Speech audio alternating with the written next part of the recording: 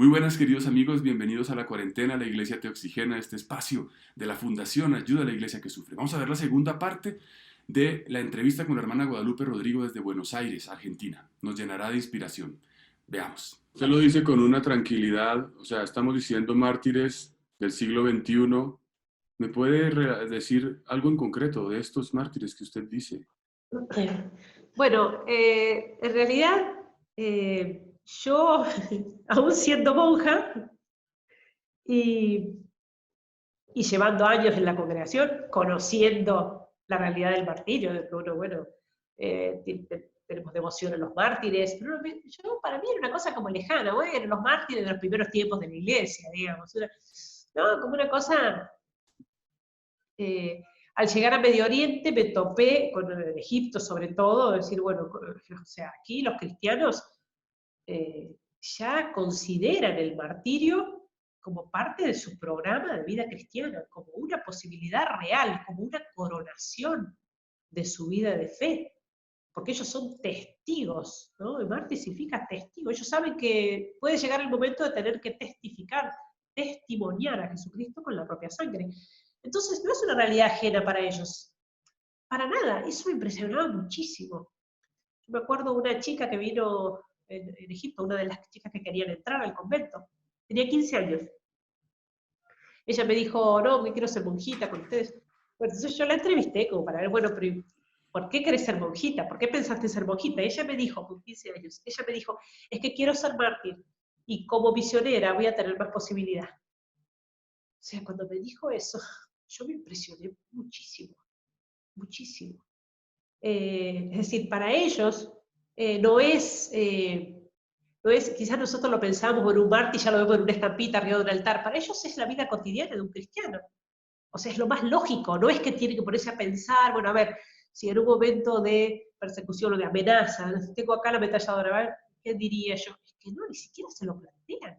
Es que soy cristiano y significa soy cristiano, no existe cristiano de nombre, soy cristiano, eso lo llevo en la sangre y pertenezco a Jesucristo, y si tengo que morir por él, muero por él.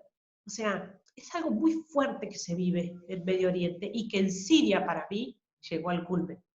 ¿Por qué? Porque yo conocía a esta gente antes de la guerra y eran cristianos un poco, tengo que decir, un poco flojos en el sentido de que era gente que vivía muy bien, mucho bienestar económico, entonces una vida muy superficial, a veces algunos muy mundana, entonces la fe también vivida de manera un poco superficial, ¿no? Porque Alepo, pensemos que Alepo es una ciudad tan occidentalizada, ¿no? Y por lo tanto contagiada también un poco de los vicios de Occidente. Pero esta gente cuando llega la guerra, llega la persecución religiosa, lo pierden todo y se dan cuenta que están al borde de la muerte, ¿no? Ante esa elección, podemos decir, de decir, bueno, a ver, porque entraban los terroristas a un barrio y uno por uno con la ametralladora acá, te haces musulmán, te matamos. O sea, era así. Y ellos, sin dudar, soy cristiano, háganme lo que quieran. Y conozco muchos testimonios, evidentemente los testimonios que escuché son de los confesores de la fe, es decir, aquellos que no llegaron a morir, pero fueron amenazados, torturados, secuestrados, me lo han contado a mí directamente, ¿no? Y como para ellos todavía, es que no es una cosa para elegir, es que soy cristiano, ¿no? Mi corazón pertenece a Jesucristo. Yo he escuchado a nuestros jóvenes en la parroquia decir que me corten la cabeza, que me corten en pedacitos si quieren, el alma no me la tocan, el cielo no me lo quitan. Entonces, el vivir esto y verlos a ellos que antes de la guerra, antes del sufrimiento, podríamos decir, vivían esa vida tan acomodada, consumista, tan bien y tan no regalada, ¿no? Y ver cómo al momento del sufrimiento, de la persecución, se aferran a Jesucristo y a lo importante, ponen sus ojos en el cielo y ahí van, ¿no? Sin importarles nada. ¿Y a usted en su casa en la Catedral de Alepo la llegaron a alcanzar, digamos, estos fundamentalistas? ¿Hasta allí llegaron? Bueno, ellos llegaron a tomar la mitad de la ciudad, los terroristas, ¿no? Y la situación era tremenda porque Alepo es la ciudad más importante, fue la más codiciada durante los años de la guerra. Ellos querían que cayera la ciudad de Alepo en sus manos.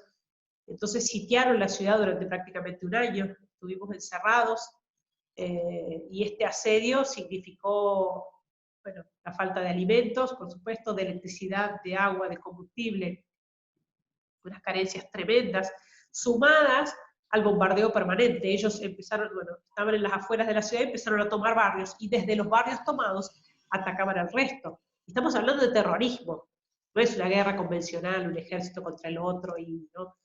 Con ciertas reglas de... No, no, esto es, vale todo, para el terrorismo vale todo. Entonces era bombardear los barrios, digamos, los edificios civiles, los hospitales, las iglesias, las mezquitas, ahí no había, pero por sobre todo los barrios cristianos, ¿no? Que hasta el día de hoy, como se puede ver al visitarlos, son los barrios que han quedado totalmente en ruinas, ¿no? Nuestra iglesia, la catedral, se encuentra en un barrio musulmán.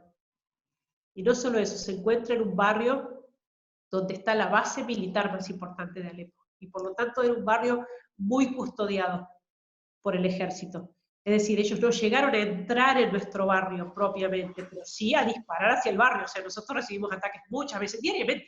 O sea, era muy común que entrara una bala por la ventana, era muy común, o sea, las explosiones, los misiles, o sea, sufrimos ataques muy cercanos. De hecho, murió una monjita vecina nuestra, la congregación de Santa Ana, en una explosión, y así hemos visto la muerte muy de cerca y más de una vez, pero no es que ellos propiamente entraron a nuestro barrio, ellos llegaron a tomar la mitad de la ciudad,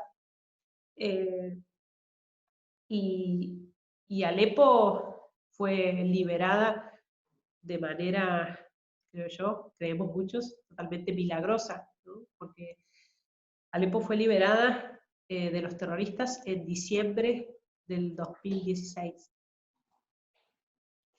Yo había estado un año antes, había estado en México, en octubre de 2015, y me habían dado un grupo de mexicanos me dio una copia de la tilma de Nuestra Señora de Guadalupe, una copia de tamaño original, para llevarla a Alepo. Me dijeron, la Virgen de Guadalupe tiene que estar allá en Alepo porque ella será la que librará y protegerá a sus hijos. Y bueno, la imagen tardó mucho en llegar. Yo ya me encontraba en Argentina, ¿no? Yo ya había, volado un poco atrás, yo ya había salido de la misión por cuestiones familiares, mis superiores me hicieron volver a Argentina por cuestiones de salud en mi casa, muchos problemas que se habían dado simultáneamente en mi familia, y por eso yo había regresado, había comenzado a dar testimonio a pedido justamente de ayuda de la fundación de ustedes, o la Fundación de Ayuda de la Iglesia Necesitada, la que, bueno, que siempre se ha interesado tanto por la causa de los cristianos perseguidos, y que inmediatamente me contactaron para, de hecho por ellos empezaron los primeros testimonios fuera, fui a España, bueno, a México. Y bueno, me entregan esta imagen, y la imagen tarda un año en llegar a Alepo. Entra en noviembre del 2016 recién a la ciudad de Alepo, fue de muchas dificultades. Es entronizada por el obispo ahí en la catedral. Esos días las batallas eran muy intensas entre el ejército nacional sirio con el apoyo ruso, que intentaban defender la ciudad, intentaban impedir que siguieran avanzando los terroristas, pero no lo lograban. Y todo decía, todo llevaba a decir que los terroristas tomaban la ciudad, ¿no? Y si caía Alepo, caía el país entero, caía el gobierno, ¿no? Lo cual iba a ser tremendo para todos, ¿no? Se iba a imponer el Estado Islámico, no la democracia, como se decía en la prensa, ¿no? Que los rebeldes buscaban democracia. Entonces la situación era realmente muy trágica. Esos primeros días de diciembre, grandes batallas, hasta que se da un día una gran batalla, en la cual el Ejército Nacional en ese solo día logra vencer a los terroristas y echarlos de la ciudad. Y esto fue el 12 de diciembre, el día de Nuestra Señora de Guadalupe.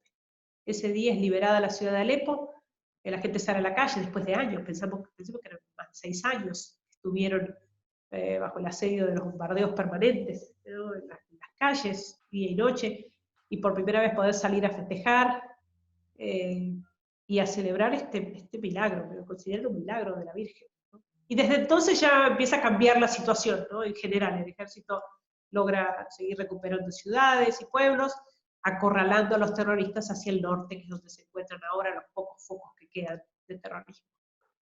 Pero me fui un poco del tema, padre, no sé. No, estupendamente, se me parece maravilloso lo que está diciendo. Bueno, y le quisiera hacer una pregunta muy importante. Hoy pienso en la gente que está encerrada la gente que está encerrada en nuestra, digamos, en nuestra circunstancia presente. No sé cómo está en Argentina el manejo de la pandemia, pero aquí tenemos creo que una de las cuarentenas más largas del mundo. Y en ese sentido, usted que ha vivido allí, y ya no simplemente un encierro por huir de un virus, sino esto, y me imagino cómo serían las condiciones al frío, sin electricidad, sin poder comer, aguantando todo tipo de penalidades. ¿Usted qué le diría a una persona que hoy está encerrada, temiendo el coronavirus, también pues con la situación económica que supone esto, pero desde una experiencia de confinamiento mucho más radical, mucho más fuerte y mucho más comprometedor como el que usted tuvo que vivir en Siria? ¿Qué lección, qué aprendizaje ha recibido usted que hoy pudiera compartirnos para llevar mejor también esta realidad? Bueno, yo creo que haber vivido esto en Siria y haber sido testigo de lo que pasaron nuestros hermanos en Alepo nos enseñó muchísimo. Esos años fueron ciertamente años de confinamiento, nosotros vivíamos en los sótanos y dormíamos en los sótanos, y fueron años viviendo así, con tantas carencias, con peligros de muerte permanentemente, pero eh, todo ese sufrimiento eh, fue para ganancia espiritual. Y es algo difícil de entender, quizás, pero, pero cuando me hablan, a mí me dicen de los hermanos nuestros en Medio Oriente, me dicen, pobre gente, pobre lo que han vivido. Yo digo, no sé si pobres o privilegiados, porque muchísimos de ellos dieron un paso hacia el compromiso, hacia la verdadera conversión, ¿no? Hacia el martirio, gracias al sufrimiento. Es decir, ellos supieron aprovechar el dolor y el sufrimiento. Yo los escuché más de una vez decir, o sea, cuando me preguntaban, bueno, pero Dios, allá la gente no se enoja con Dios por lo que están pasando, ¿no? De ninguna manera, allá nadie se le ocurre echarle la culpa a Dios de esto, o sea, es inconcebible, ¿no? Ellos se dan cuenta que Dios permite estas cosas para nuestro bien. Escuché una vez un anciano en la parroquia que me dijo, nosotros en Siria como cristianos estábamos necesitando esta purificación de nuestra fe. O sea, es muy fuerte decir eso. Es muy fuerte decirlo y muy fuerte vivirlo. O sea, ellos lo entendían así, con los ojos de la fe. Decir, bueno, sí, humanamente lo hemos perdido todo. O sea, no hay nada peor que esto. Pero en el plano espiritual ganaron más que nunca, ¿no? La frecuencia en recibir los sacramentos, vivir en estado de gracia permanente, preparados para la muerte, el haberse planteado, decir, bueno, a ver, me muero en cualquier momento, quiero ir al cielo, ¿cómo estoy? ¿No? Ese mismo estado de tensión hacia el cielo, por así decir, les daba esa alegría, esa serenidad que tenían, que no la tenían antes. Yo les preguntaba, pero cómo es esto a los jóvenes? ¿Cómo es esto? Ahora ustedes están más contentos que antes. ¿Cómo es esto? ¿No? No estoy hablando de la risa tonta, la carcajada vana, y no, no, estoy refiriendo a esa alegría serena que puede convivir con el dolor y con el llanto. ¿No? Pero verlos así, y ellos me decían, lo que pasa es que antes de la guerra estábamos tan entretenidos con las cosas del mundo que nos olvidábamos de lo importante. Y ahora, claro, este sacudón de la guerra, que uno pierde todo, y a uno le saca la atención, por así decir, de los bienes materiales, de la fama, de la vida social, de, no sé, de todo lo que uno, ¿no? Y lo hace focalizar, bueno, a ver, en lo importante, ¿no? Que es el gran contraste que yo veía al salir de Siria y volver a mi país, volver a Occidente, darme cuenta esta gran diferencia, ¿no? Y verlo en los medios de comunicación, las noticias, ver no sé, el entretenimiento de la gente, las conversaciones, decir, ¿pero esta gente de qué está hablando? O sea, ellos no se enteraron de que esto pasa, que nadie les ha dicho que esto se termina, que en cualquier momento nos morimos y que hay un cielo y un infierno, pero que que estamos todos locos. ¿De qué están hablando? ¿Qué están haciendo? ¿No? Eso es lo que nos dio a nosotros la guerra, no sé cómo ese cachetazo que se van a Espabilar. decir, claro, ahora a ver qué estoy haciendo con mi vida, ¿no? Esto se termina, realmente se termina, ¿no? Y no porque haya guerra, es que todos nos morimos.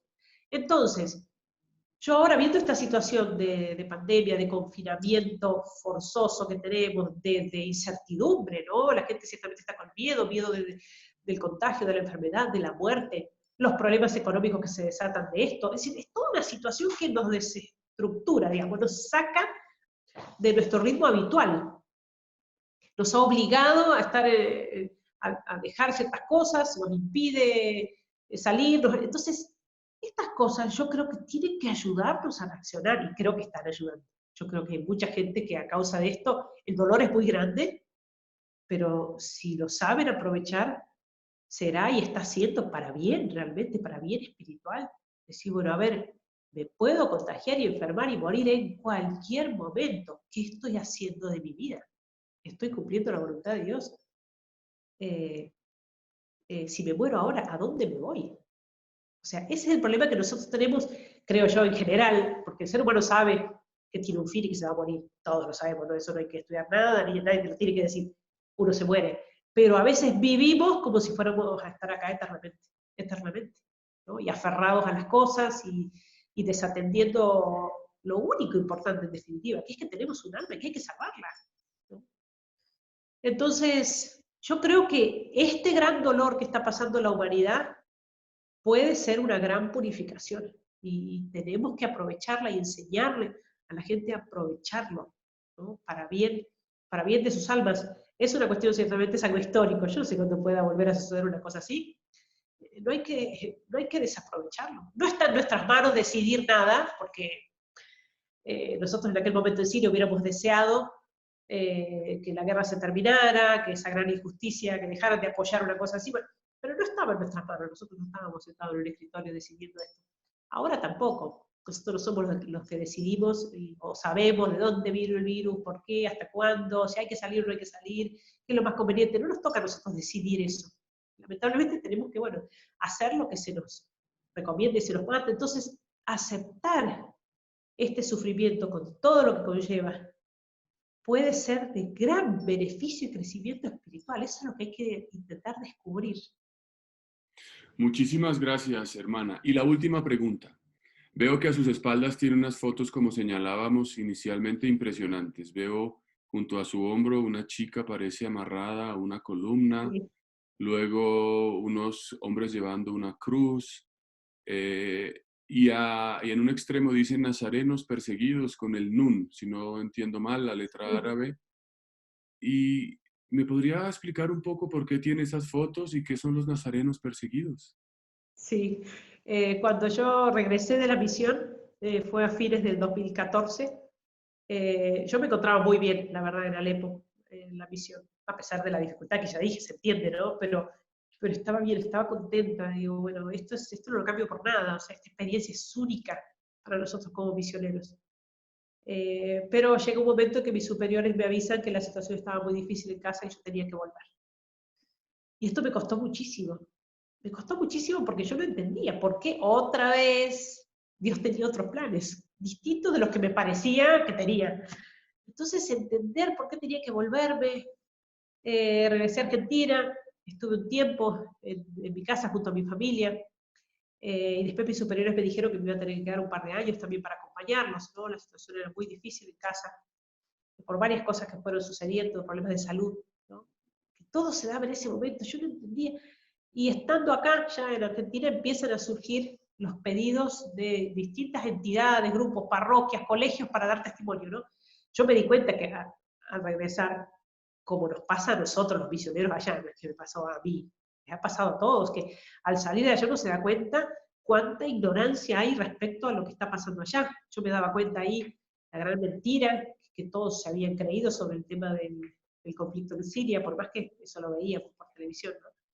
Pero constatar que incluso a nivel iglesia no se conocía que había mártires todos los días entre sus hermanos. Es una cosa que ¿no? Y, y por eso para mí es tan loable, lo he dicho mil veces y lo sigo repitiendo, lo que hacen ustedes, lo que hace la Fundación. Porque evidentemente ustedes apoyan a los cristianos perseguidos materialmente, pero ustedes al, al promover que se rece por ellos y que se difunda esto, se dé a conocer, eso es importantísimo. Quizás hasta más importante que ayudarlos materialmente. porque los mártires son fuente de gracia. Los mártires son semilla de nuevo cristiano. Uno quiere tener más plantitas, que tiene que hacer? Tirar más semillas. No tira semillas, no tiene plantitas. Entonces, tira más semillas y vas a tener más. Entonces, hay que dar a conocer la vida de los mártires, lo que está pasando, ese testimonio. O sea, era algo que me hacía arder el alma. Cuando yo llegué acá me di cuenta que esto no se sabía, esto no se hablaba. Entonces, no lo pensé yo, no fue una cosa que yo pensé, bueno, voy a empezar a dar testimonio, voy a empezar a hablarle a la gente. No lo pensé yo, para nada. Me empezaron a pedir, y yo a raíz de esto me di cuenta que Dios me estaba pidiendo eso, digamos. Fue así. De acá, de allá, empezó con la fundación, ¿no? Con ustedes, en distintos países, acá mismo en Argentina, de distintas provincias, distintas entidades tan distintas, digamos, auditorios tan variados y todos interesados por esta causa. Y yo me di cuenta ahí, recién ahí me di cuenta cuáles eran los planes de Dios, o en parte, digamos, de entender un poco por qué Dios quería que yo volviera. Porque digo, bueno, todo eso que recibí, ahora estoy obligada a darlo y a transmitirlo. Y por eso desde el comienzo, desde el 2015, yo tenía muchísimos testimonios acá en Buenos Aires. La verdad no daba abasto con la cantidad de pedidos y de colegios, parroquias. Y empezó a surgir un grupo de laicos que me empezaron a acompañar en los testimonios. Yo siempre contaba lo de la letra Nun, porque para mí es muy significativo, ya lo era muy significativo. Los terroristas del ISIS tomaron la costumbre de marcar las casas de los cristianos con esa letra, con la letra Nun, ¿no? Esa que llevamos en el PIN, la que ustedes difunden también tanto. La letra Nun, que es la letra árabe, la primera letra de la palabra Nasrani, que significa nazareno, porque ellos así los identifican, como nazarenos, no como cristianos, ¿no? Los llaman así despectivamente, siguen a Jesús de Nazaret. Y entonces acostumbraron a empezar a marcar las casas de los cristianos con esa letra. Para ellos es la letra de la maldición, ¿no? Es marcar las casas y decir, esta casa es maldita, ¿no? Los que aquí viven merecen la muerte, ¿no? Para ellos es el signo de la maldición, y para nosotros como cristianos es el signo de nuestros mártires, el signo de los cristianos perseguidos, y por eso es un símbolo de gloria, ¿no? Y por eso, a raíz de esto que yo contaba, surgió este primer grupo, que ellos mismos empezaron a llamarse Somos los Nazarenos. Queremos ayudar, hermana, a difundir esto, porque el testimonio de los cristianos perseguidos nos golpeó de tal manera que no nos alcanza con decir, bueno, me vuelvo a mi casa y empiezo a rezar por los cristianos perseguidos. No me alcanza, tengo que hacer algo más. Entonces estos laicos, que eran de muy distintas edades, de muy distintos estados y situaciones, y todo era muy gracioso porque el grupo era muy, muy diverso, empezaron a acompañarme, y empezó esto a transmitirse de una manera que también totalmente inusual. Evidentemente Dios lo quería, no lo podíamos haber logrado. Porque en los viajes, yo recuerdo, en los distintos viajes a distintos países, yo visité más de 20 países, y en los viajes llegaba a algún lugar y me recibía la gente, somos los nazarenos de Panamá. Yo era la primera vez que yo pisaba Panamá, entonces, o sea, ya estaban los nazarenos ahí, quiero decir, tanta gente que ya se había sentido comprometida con esta causa, ¿no? Y un compromiso que está al alcance de todos, porque los nazarenos, que se van conformando ya como una asociación de fieles, podemos decir asociación, o movimiento espiritual, ellos se comprometen a rezar por los cristianos perseguidos y a difundir la causa de los cristianos perseguidos, ¿no? Si alguien quiere saber de ustedes, de los nazarenos en concreto, o también de las congregaciones, ¿tienen un sitio web o algún sitio donde los puedan conocer? Tenemos el Facebook, el grupo de Facebook Nazarenos Perseguidos, en Instagram también, Nazarenos Perseguidos, en Twitter Somos Nazarenos, ¿no? Está en proceso ya por salir la página web, Nazarenos Perseguidos, si Dios quiere, en poco tiempo. Esto ha sido todo muy nuevo y muy acelerado. En YouTube también, el canal, gracias. Acá me están soplando las nazarenas. En Entonces YouTube también. Facebook e Instagram se llaman Nazarenos Perseguidos. En Twitter Somos Perseguidos o Somos Somos Nazarenos. nazarenos. Somos Somos nazarenos en Twitter. Nazarenos. ¿Y en YouTube cómo se llama? Igual, Nazarenos Perseguidos. Ah, en YouTube también. Ok. ¿Y la Entonces, los congregación de nazarenos, ustedes tiene una página web? sí, ibe.org. ¿Y de Instituto IB de Verbo? Ajá, Instituto del Verbo Encarnado. Ah, con la E también. Sí. IVE.org. I, corta E. Ah, IB corta E, sí. Nosotros decimos IB corta E, ORG. ib-e.org. Muy bien, eso también es muy bueno. Puede haber aquí más de una persona que nos vea y que tenga Sí. un llamado vocacional, claro.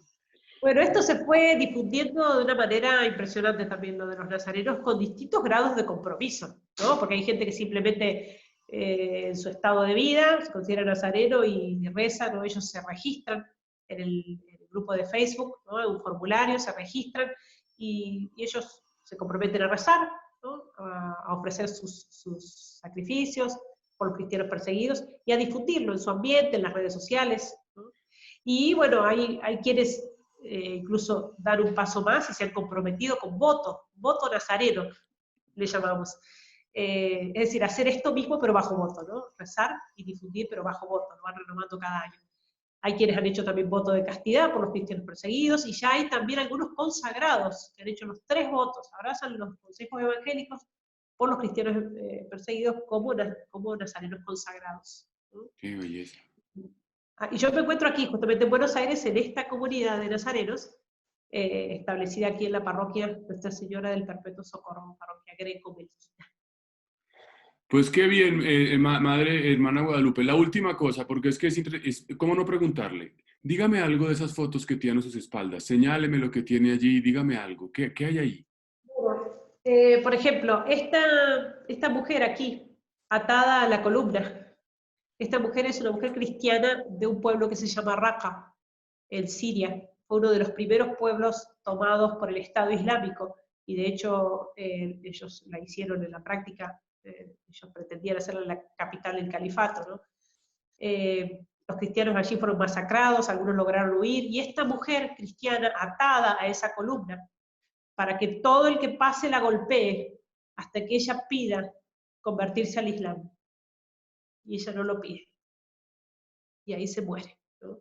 Por eso, digamos, es una de las cosas que se pueden mostrar, digamos, ¿no? Yo en los testimonios muestro esto y digo, bueno, hasta ahí se puede llegar a mostrar, porque lo demás, digamos, pensemos que hay cristianos que están siendo crucificados o enterrados vivos, ¿no?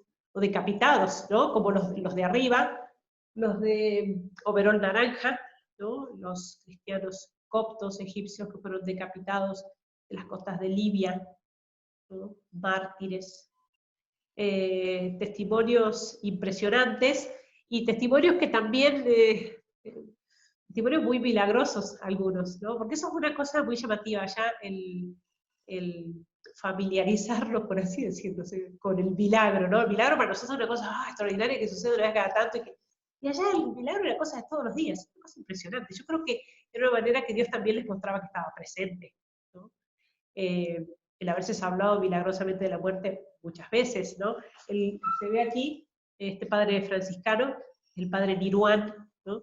Un sacerdote iraquí que fue secuestrado, sí, detenido en el auto en el que se transportaba, fue detenido por militantes del Estado Islámico a punto de ser decapitado, ya con la cámara filmándolo y el terrorista detrás con el cuchillo para cortarle la cabeza, y el terrorista que le grita, ¿quién eres? Y él dice, soy un sacerdote católico.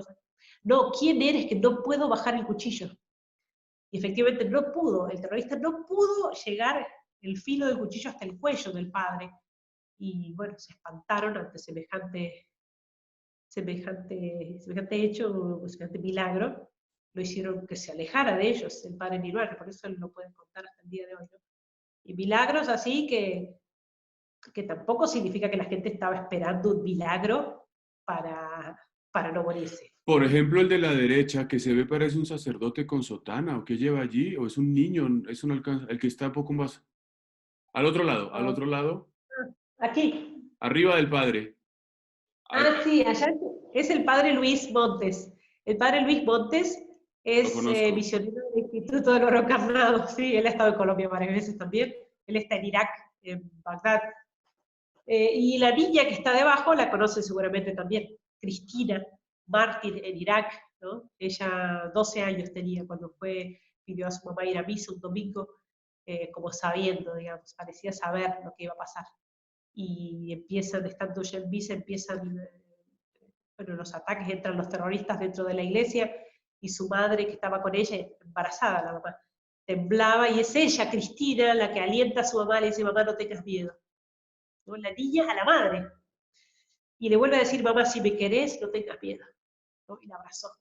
En ese momento los terroristas abren fuego, matan a todos, a Cristina, una de las primeras que cae muerta, pero su madre cae con el resto de las personas, los cadáveres, por así decirlo, a ella no le alcanza ninguna bala, y ella permanece ahí inmóvil durante 4 horas al lado del cuerpo de su hija, hasta que entran los militares, bueno, reducen a los terroristas, y bueno, le encuentran a ella, ¿no? Esta mujer que, bueno, sufrió muchísimo por haber perdido de esa manera tan trágica a su hija, y durante mucho tiempo los surcos que tenía en la cara, su cara demacrada por el dolor, por el llanto, y un buen día la vieron radiante, contenta. ¿Qué pasó? ¿Por qué te cambió así la cara? Y ella dice, tuve un sueño, vi a nuestro Señor, que estaba con vestiduras blancas, brillantes, lleno de luz, y en el lugar de su corazón estaba mi hija Cristina.